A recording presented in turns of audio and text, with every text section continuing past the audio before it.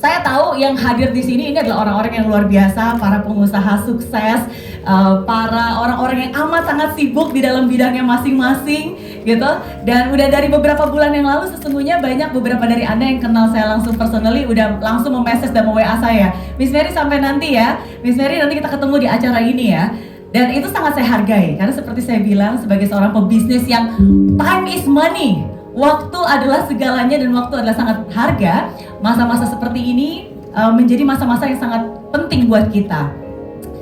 Izinkan saya untuk membagikan sebuah true story. Ini adalah sebuah kota yang sangat terpencil yang ada di Amerika Serikat. Dan kota ini sangat menarik karena sesungguhnya yang tinggal di kota ini itu orangnya sangat sedikit. Hanya sekitar ada 200 rumah penduduk di tempat ini. Seperti Anda lihat tempatnya di dekat pesisiran, oke, di salah satu kota kecil di Amerika Serikat. Dan ini sesungguhnya adalah tempat banyak orang tinggal di sini untuk menghabiskan masa pensiunnya. So it's a retirement place. Persis di depan pantai, biasanya rumah kaca, dan biasanya orang-orang sengaja akan tinggal di sini untuk menikmati masa tuanya.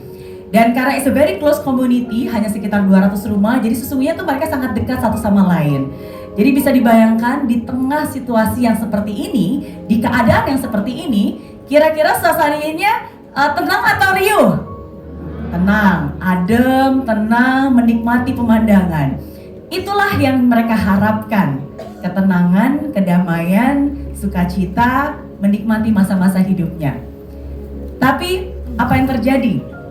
Hidup berkata lain, hanya dalam waktu sekejap, dalam hitungan jam, semuanya berubah.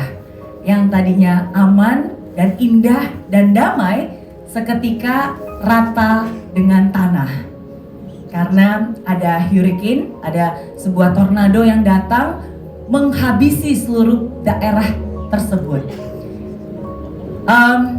It was sad, tentu saja ketika kita melihat hal ini amat sangat sedih. Gak pernah dibayangkan, gak pernah dipikirkan, tiba-tiba terjadi begitu saja. Sesuatu yang sudah kita harapkan dan kita nantikan hilang seketika. Mimpi-mimpi hancur rata dengan tanah.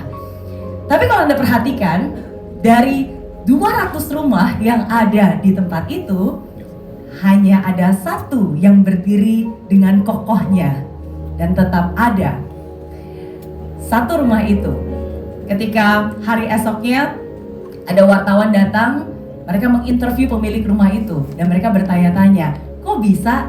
Apa yang kamu lakukan? Kenapa rumah ini bisa tetap teguh, berdiri walaupun diterpa badai?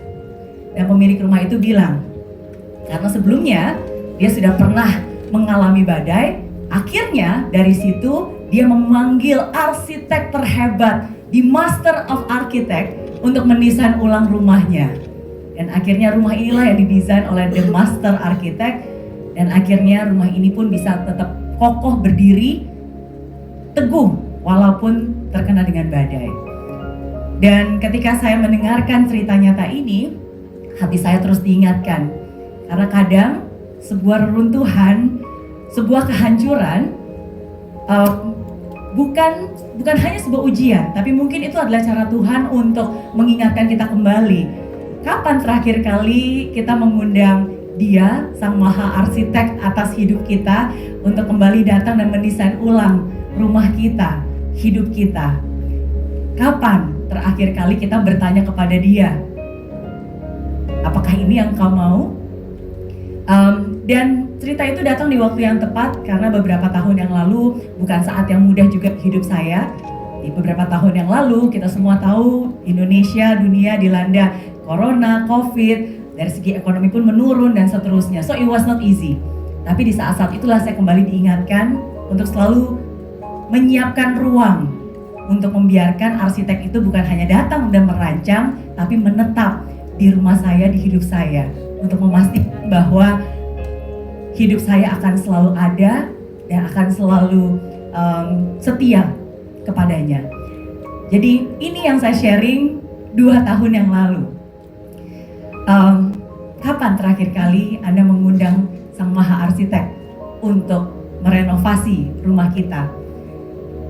Dan menurut saya tahun ini tidak kebetulan juga ada satu rema yang sangat strong ada di hati saya, yang saya merasa saya harus membagikan ini semua. Karena saya percaya ini bukan kebetulan, sungguh-sungguh bukan kebetulan. Kalau Anda tahu di tahun 2025 ini kita mengawali tahun 2025 dengan banyak bencana di seluruh dunia. Masih ingat apa yang terjadi? Bencana besar yang sempat menghebohkan seluruh dunia dan terjadi tiba-tiba tidak disangka. Ada yang ingat? Bukan terjadi di Indonesia, tapi terjadi di Amerika. Ada yang ingat?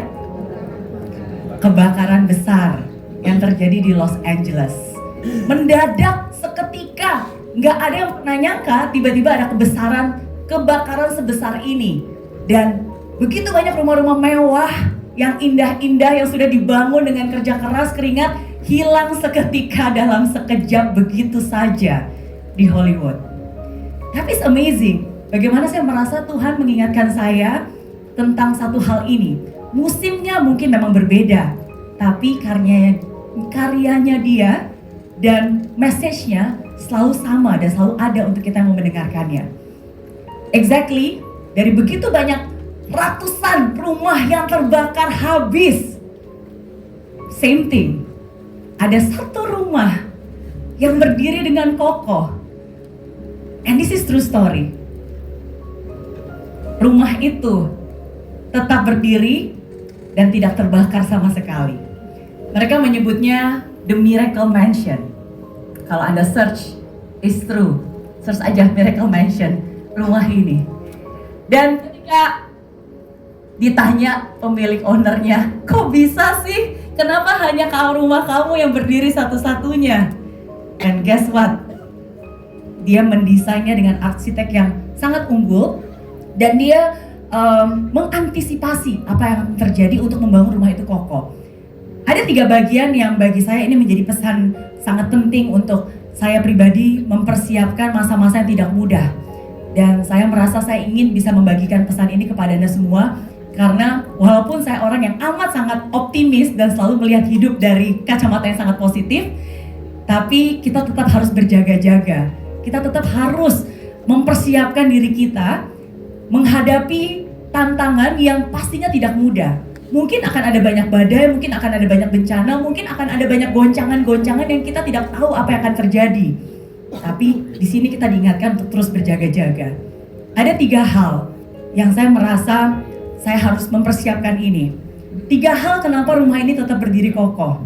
Yang pertama, pemiliknya bilang, karena pertama, ketika saya membangun rumah ini, saya membangun pilar yang begitu dalam, 50 feet ke dalam bedrock.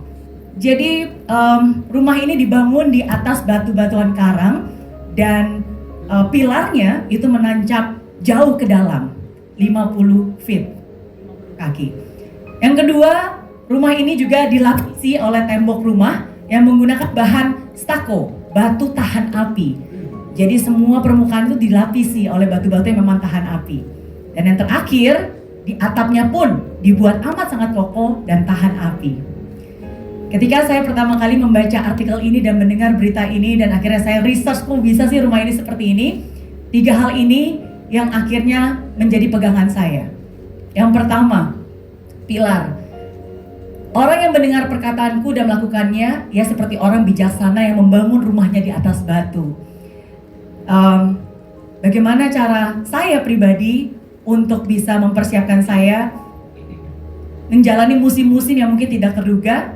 Pertama, membangun fondasi yang sangat kokoh. Caranya dengan selalu mendengar dan mengingat akan perkataannya. Firman Tuhanlah yang selalu akan mengingatkan saya tentang siapa diri saya, tentang siapa dia. Yang kedua, tembok rumah. Bagaimana saya bisa membentengi hidup saya supaya bisa tahan banting? Well, perisai iman. Salah satu ayat yang saya temukan dalam segala keadaan, pergunakanlah perisai iman. Dengan itu, kamu akan memadamkan semua panah api dari si jahat. Kita nggak akan pernah bisa mengendalikan apa yang orang lain lakukan terhadap kita. Kita juga nggak akan pernah bisa mengendalikan dunia akan memberikan kita seperti apa. Tapi yang bisa kita lakukan adalah melindungi diri kita dengan perisai iman. Dan yang terakhir, atap yang kokoh. Saya diingatkan bahwa saya selalu harus berada dalam kepak sayapnya. Karena hanya dialah yang bisa menudungi saya, hanya dialah yang bisa menudungi Anda semua. Tempat paling aman untuk kita berlindung, dan kesetiaannya adalah perisai dan pagar tembok. Buat saya ini bukan kebetulan, hal yang persis sama di tengah bencana tetap ada yang bisa berdiri kokoh dengan tegarnya. Dan itulah yang membuat kita berbeda dengan orang-orang yang mungkin tidak beriman lainnya. Kadang sebagai seorang pengusaha, ada beberapa orang yang nanya sama saya, sebenarnya Miss Mary, ada banyak kok orang yang gak beragama, gak ke gereja, tapi tetap bisa kaya raya, tetap bisa sukses, tetap bisa luar biasa. Betul atau betul? Ya kan? Pernah gak sih dengar ada orang yang punya agama aja enggak, berdoa aja enggak, wah tapi tetap aja diberkati Tuhan, kaya raya, bisnisnya tambah banyak. Pernah mendengar? Pernah, bahkan banyak kali yang mungkin kita kenal. Ya, nah, tapi sebaliknya ada juga orang yang udah berdoa, udah rajin, udah tekun, tapi tetap aja tidak sesukses orang-orang yang gak pernah berdoa dan gak beriman. Lalu pertanyaannya, apa yang membedakan orang yang beriman dengan orang yang tidak beriman? Well, bagi saya jawabannya bukan di keadaan di mana kita mendapatkan, tapi justru yang membedakan antara orang yang beriman dan tidak beriman adalah di saat dia berada dalam kesulitan, tantangan, godaan, cobaan. Orang-orang yang beriman masih tetap bisa menjalani hidup dengan sukacita, masih tetap bisa berjalan, masih tetap bisa punya harapan. Sedangkan mungkin orang yang tidak beriman, mereka bisa saja kaya raya, bisa saja mendapatkan uang banyak di mata dunia, tapi ketika bencana datang, mungkin tidak mudah untuk mereka bisa tetap mendapatkan kedamaian, pengharapan. Dan akhirnya ada banyak cara yang mereka lakukan yang membawa mereka menuju kehilangan atau bahkan menghabiskan nyawanya. Jadi menurut saya itu yang membedakan orang-orang beriman. Bukan hanya kita bisa mendapatkan kesuksesan di dunia, tapi kita tetap bisa setia dan percaya walaupun keadaannya tidak baik-baik saja. Dan semoga ini bisa menjadi contoh yang baik bagi kita semua. Amin? Oke, jadi semuanya angkat tangan kanan tinggi-tinggi, tepuk pundak temannya sebelah kanan dan bilang, bro sis, tetap kokoh, tetap setia, apapun musimnya. Oke, thank you, tepuk tangan dulu buat semuanya ya. Thank you. Oke, nah, so this is the miracle mansion yang ingin saya bagikan. Dan ketika begitu banyak hal hilang dalam hidup kita, ketika semuanya bisa mendadak rata dengan tanah, cuma tinggal 3 yang selalu ada dan tidak pernah boleh hilang. And now these 3 remain, faith, hope, and love. And the greatest of this is love. Apapun yang terjadi, tetaplah punya iman, tetaplah punya pengharapan, dan tetaplah punya kasih. Hanya 3 inilah yang akan bisa membawa kita melewati badai, melewati musim yang tidak mudah. Kalau kita berbicara tentang musim, yes, memang itu adalah hukum alam. Setiap musim pasti berbeda. Dan kalau kita bisa benar-benar memahami dan memaknai, maka kita akan tahu bahwa di setiap musim itu buahnya berbeda. Dan yang harus kita lakukan juga berbeda.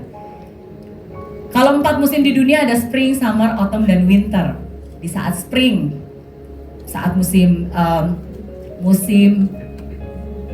spring itu bahasa Indonesianya apa ya? Semi. Ya, di saat musim semi, betul. Ya, biasanya ini adalah waktu untuk bisa menabur, ya, menabur benih-benih dan mempersiapkan. Di saat summer, saat musim panas adalah waktunya untuk kita bisa lebih produktif, ya, bisa produktif, bisa melakukan banyak hal, ya, bisa menuai dan seterusnya. Di saat autumn, musim gugur, adalah saatnya dimana kita harus bisa punya kebijaksanaan untuk tahu kapan waktunya untuk berhenti, kapan waktunya untuk mengerem kembali, karena mempersiapkan waktu yang akan datang, yaitu masa-masa yang tidak mudah, yaitu masa-masa winter. Masa-masa di mana kita mungkin harus bisa berkontemplasi untuk bisa menyesuaikan dan melihat apa yang bisa kita lakukan. Ini adalah musim kehidupan. Dan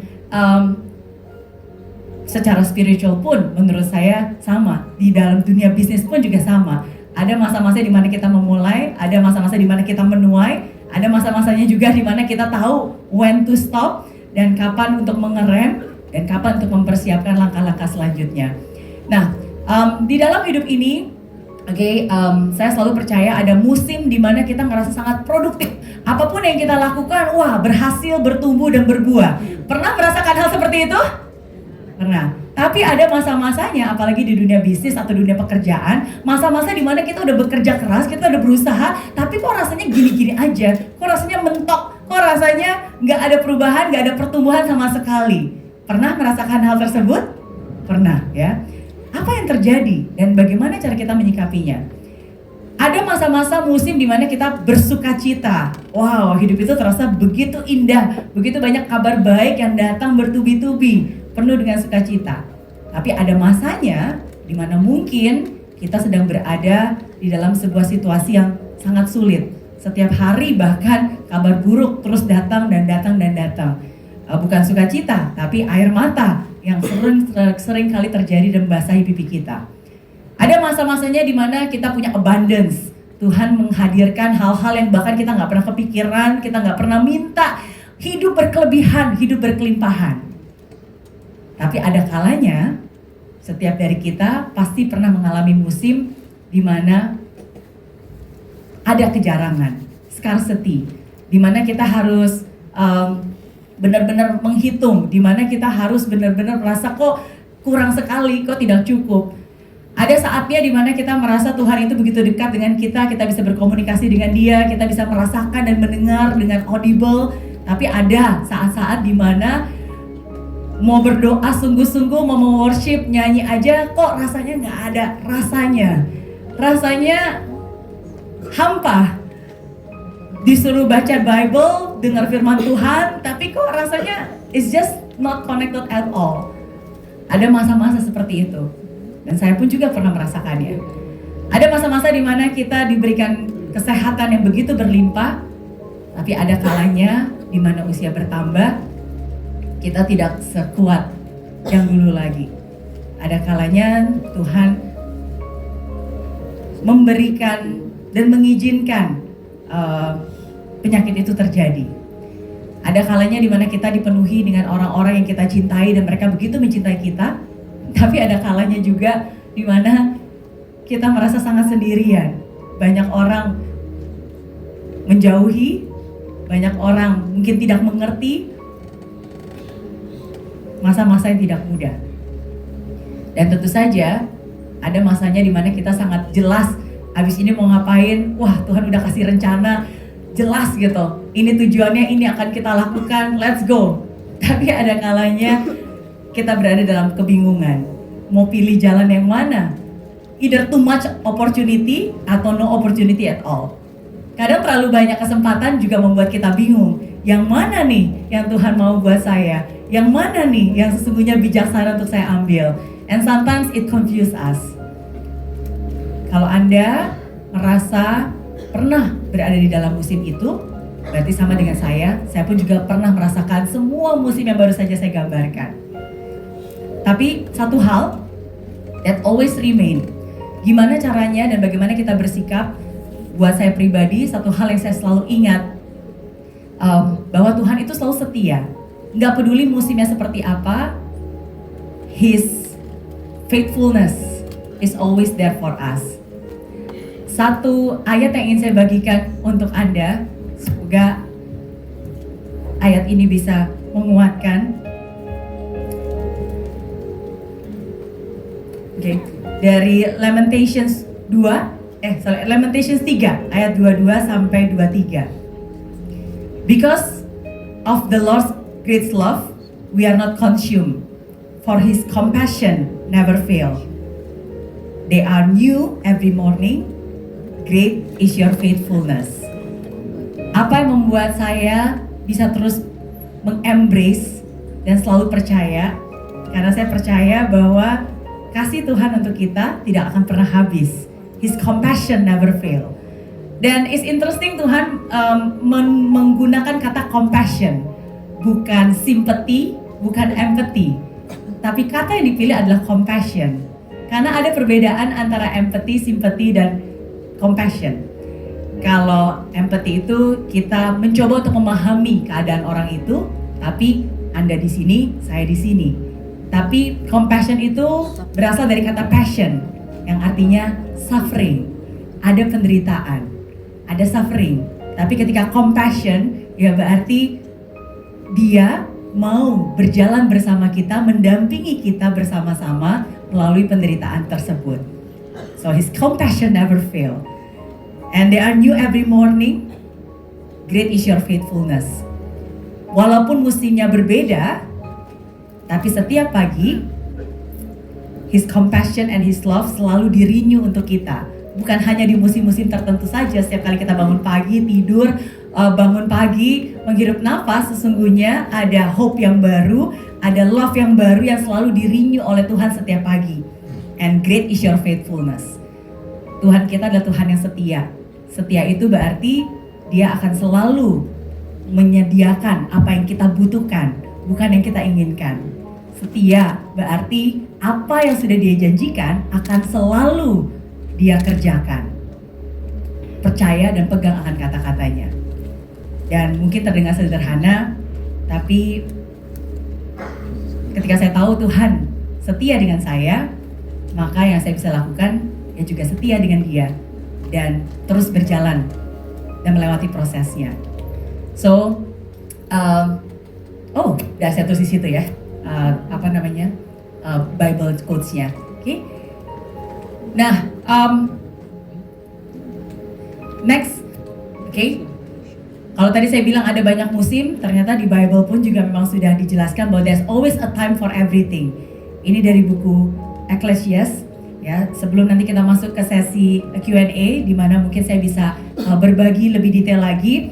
Tapi izinkan saya terakhir untuk membacakan message ini. Mengingatkan kepada kita bahwa yang kita lalui hari ini memang sudah menjadi bagian dari rencananya dan bagian proses dari hidup kita. Everything has its time. To everything there is a season, a time for every purpose under heaven, a time to be born and a time to die, a time to plant and a time to pluck what is planted, a time to kill and a time to heal, a time to break down and a time to build up, a time to weep and a time to laugh, a time to mourn and a time to dance, a time to cast away stones and a time to gather stones, a time to embrace and a time to refrain from embracing, a time to gain and a time to lose, a time to keep and a time to throw away, a time to tear and a time to soothe, a time to keep silence and a time to speak, a time to love and a time to hate, a time of war and a time of peace. What profit has the worker from what in which he labors? I have seen the God's given tasks with which the Son of Man are to be occupied. He has made everything beautiful in his time. Also, he has put eternity in their hearts, except that no one can find out the work that God does from beginning to end. Setelah dijelaskan bahwa ada musim di setiap saatnya, ada musim ketika kita mendapatkan, ada musim di mana kita harus kehilangan, ada musim di mana kita harus menangis, ada musim ketika kita harus ceria. Kalau ditanya kepada manusia pengennya musim apa, tentu saja di sini bahkan dituliskan, every man should eat and drink and enjoy the good of all his labor. Semua orang juga pengennya bersukacita, menikmati hasil kerja kerasnya. Tapi banyak orang gak sadar, they don't understand, they don't know what the work that God has done from beginning to end. Tapi kadang kita gak mengerti rencana Tuhan yang begitu komplit. Dan kalau kita bisa mau mengerti, memahami, mungkin gak perlu mengerti semuanya, tapi tetap percaya, disitulah kita masih tetap bisa mendapatkan sukacita, apapun musimnya. So, faith is important. Salah satu cara untuk saya selalu mengingatkan diri saya sendiri, memang sebagai manusia, ada banyak keraguan, ada banyak ketidakpastian, ada banyak pertanyaan, ada banyak kebimbangan. Saya pun kadang masih tetap merasa seperti itu, tapi asalkan saya percaya, Tuhan aja setia sama saya, masa saya nggak setia dengan Dia? So, faith over fear. And for me, faith is forever, always, I trust Him. Apapun yang terjadi, selalu percaya, di musim yang berbeda, Tuhan akan menghasilkan buah-buah yang berbeda untuk kemuliaan-Nya. Semoga apa yang saya bagikan menjadi awal dari kebaikan yang bisa bermanfaat buat Anda semua. Thank you and God bless.